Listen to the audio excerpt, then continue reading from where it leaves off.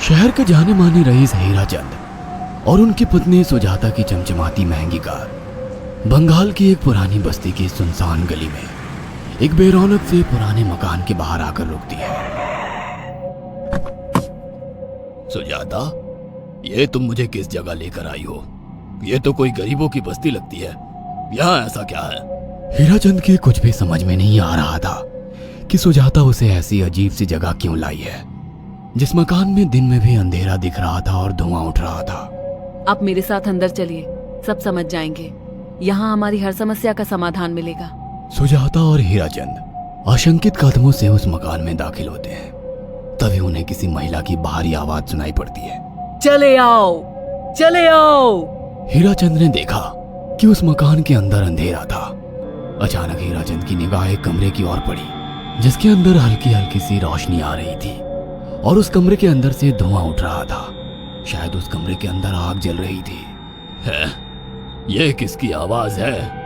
यहाँ इतना अंधेरा क्यों है और ये धुआं कैसे उठ रहा है? मेरा तो यहाँ दम घुट रहा है। सुजाता और हीराचंद धीरे धीरे कदमों से उस कमरे के अंदर चले गए। अंदर वाले कमरे में बिखरे बाल वाली एक खूबसूरत सी बूढ़ी औरत सामने जल रही आग में एक मुर्गी की गर्दन काटकर उसका खून गिरा रही थी और मुर्गी का शरीर छटपटा रहा था। ये देखकर सुजाता को उबकाई आने लगी। हीराचंद ने सुजाता की ओर देखकर कहा, तुम्ही मुझे यहाँ लेकर आई हो और खुद ही घबरा रही हो।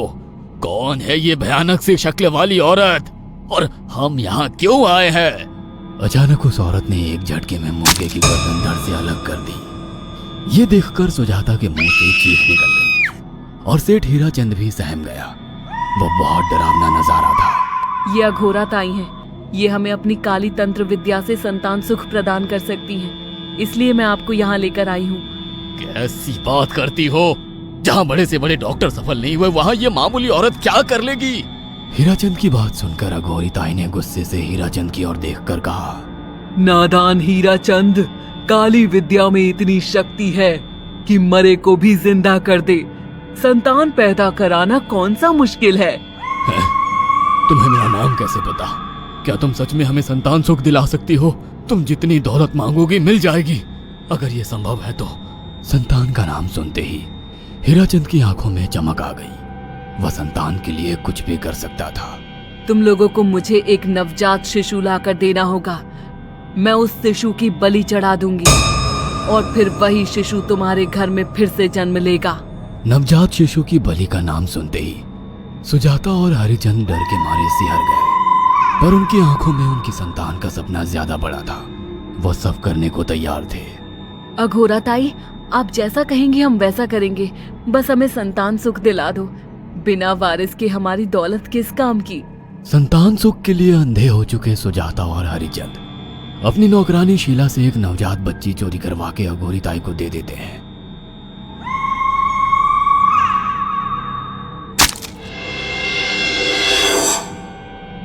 उस शिशु की बलि से सुजाता गर्भवती हो जाती है। देखा आपने अघोरा की तंत्र शक्ति?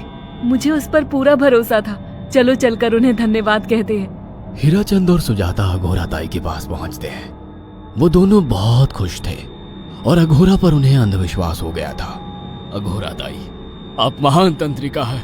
आपने वो चमत्कार कर दिखाया जो बड़े बड़े डॉक्टर नहीं कर सके। ये काली विद्या है बेटा। अगर तुम दोनों चाहो तो मैं इस विद्या से तुम दोनों को हमेशा के लिए जवान बना सकती हूँ। क्या सच में ऐसा संभव है? हाँ बिल्कुल, पर इसके लिए तुम्हें जवान लड़के और लड़कियों की बलि चढ़ानी होगी। तुम उन्हें यहाँ तक लाओ, बाकी मैं देख लूंगी। जवान रहने की लालच में अंधे सुजाता और हरिचंद एक अनाथ आश्रमों से हर रोज एक लड़की या लड़के को गोद लेने के बहाने अघोरी के पास बलि चढ़ाने ले जाने लगे। और एक दिन अघोरी ताई ने हीराचंद और सुजाता से इंसानी मांस खाने को कहा। पूरी तरह से इंसान से हैवान बन चुके अब वो दोनों इंसानी मांस खाने के लिए तैयार भी हो गए। ये गर्म खून और मांस खाकर तुम लोगों की उम्र भी बढ़ जाएगी। खाओ इसे। हाँ, सच में ये इंसानी मांस बड़ा स्वादिष्ट है। अघोरा ने अपनी बातों में फंसाकर सुजाता और हरिचंद को नरभक्षी बना दिया था। वो तीनों हर दिन बलि चढ़ाकर खून पीकर मांस खाने लगे। नौकरानी शीला भी नए शिकार लाने में उनकी मदद करती थी, मगर एक दिन शीला को शिकार नहीं मिला। मेम साहब, आज एक भी शिकार हाथ नहीं लगा और मैं बहुत थक गई हूँ और घर जाकर थोड़ा आराम करना चाहती हूँ। कोई बात नहीं शीला, एक छोटा सा काम है, तुम हमारे साथ चलो, लौटते में हम तुम्हें घर छोड़ देंगे। जी मेम साहब। शीला नहीं जानती थी कि शिकार नहीं मिलने से सुजाता और हरिचंद अंदर से बौखला गए थे और उनके दिमाग में एक शैतानी चाल चल रही थी। सुजाता, ये बेहोशी की दवा है। शीला के कार में बैठते ही तुम उसे सुंघा देना। आज हमें इसी की बलि देनी होगी। इसने हमारे यहाँ का बहुत खाना खाया, अब हम लोग इसे खाएंगे। वैसे भी ये आगे चल के हमारे लिए खतरा बन सकती थी। कार में बैठते ही सुजाता शीला को बेहोश कर देती है और वो लोग सीधे अघोरी ताई के यहाँ पहुंच जाते हैं, जहाँ अघोरी ताई शीला की बलि चढ़ा देती है और तीनों मिलकर उसे नोच कर खाते हैं। अघोरी ताई, हमको बलि चढ़ाते हुए पूरा 1 साल हो गया है। हमारा बेटा भी साल भर का हो चुका है। अब और कितनी बलि देनी होगी? बस एक आखिरी क्रिया और बची है, उसके बाद तुम दोनों हमेशा के लिए जवान हो जाओगे। कैसी क्रिया अघोरा ताई?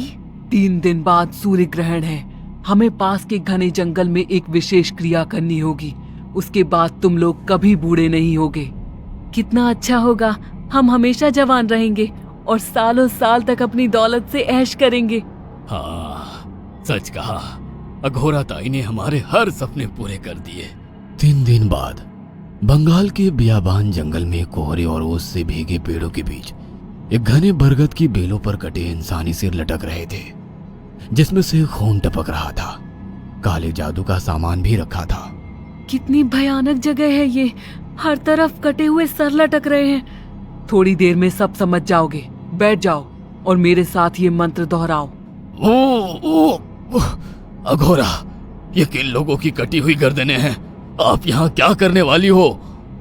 हीराचंद की बात सुनकर अघोरा जोर जोर से हंसने लगी और उसने एक शैतानी हंसी हंसते हुए हीराचंद की ओर देखकर कहा,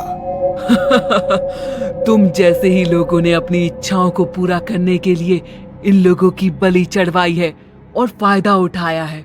अब तुम दोनों आंखें बंद करके यहाँ बैठ जाओ और मेरे साथ मंत्रों को दोहराते जाओ।